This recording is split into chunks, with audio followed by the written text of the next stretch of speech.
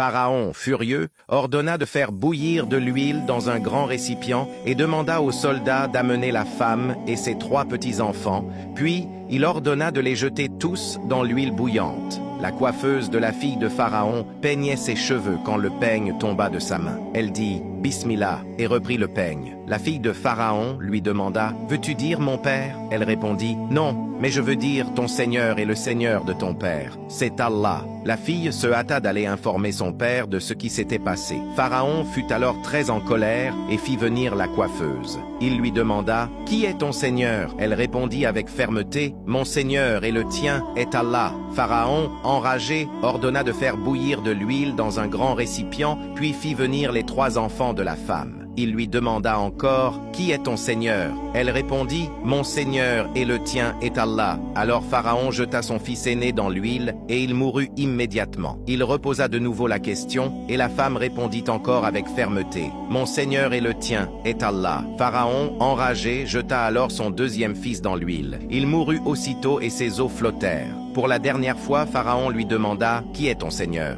La coiffeuse se tut en pleurs car elle craignait pour son petit dernier. Alors Allah inspira le nourrisson pour qu'il parle. « Ô ma mère, n'aie pas peur, et dis « Mon Seigneur et le tien est Allah, car tu es sur la vérité. Tiens bon, ô ma mère !» La foi de la femme se renforça alors et elle dit à Pharaon avec force et fermeté « Mon Seigneur et le tien est Allah. » Pharaon, devenu fou de rage, jeta la femme et son petit enfant dans l'huile bouillante. Les os de la femme et de ses 3 enfants flottèrent tous sur le récipient. Puis Pharaon ordonna à ses soldats de ramasser les os de la femme et de ses 3 enfants et de les jeter dans une vallée lointaine. Lors de la nuit de l'Isra et du Mirage, quand le prophète Mohammed, paix et bénédiction sur lui, fut transporté, il passa au-dessus de cette vallée alors qu'il montait le Bourak avec l'ange Jibril.